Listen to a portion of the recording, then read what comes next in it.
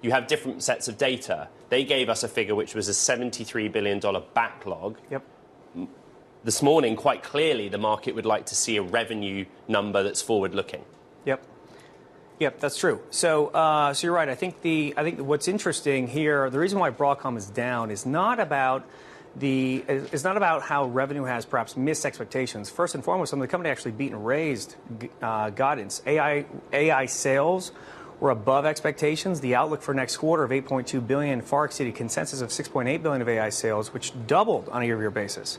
When queried, the company indicated that revenue could perhaps accelerate into fiscal 26 versus that 100% accelerated growth number. We have over $50 billion of AI sales in fiscal 25.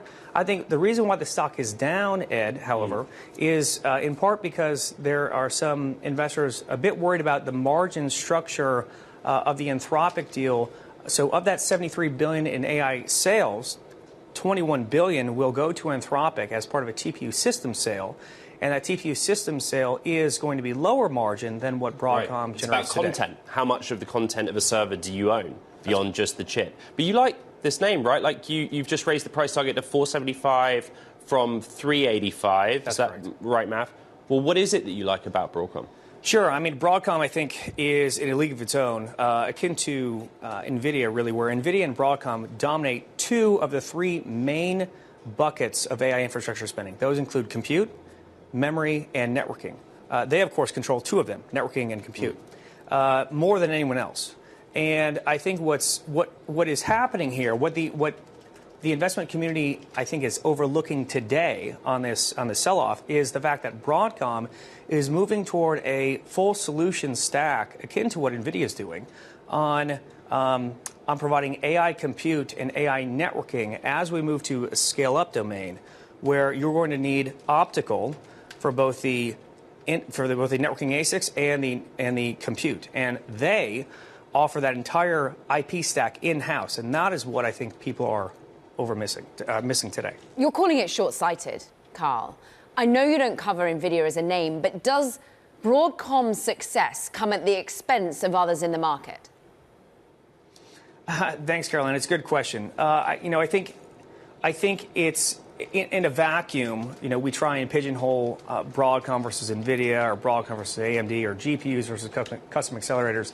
I think what we found out is that it is not a winner take all. It is not a singular approach. What you're seeing is that hyperscalers are adopting custom compute as well as GPUs for frontier model training, and that will continue to progress as we move toward inferencing. So it's not so clear-sighted there. I think what's important here is that Broadcom offers the full solution stack across networking and compute.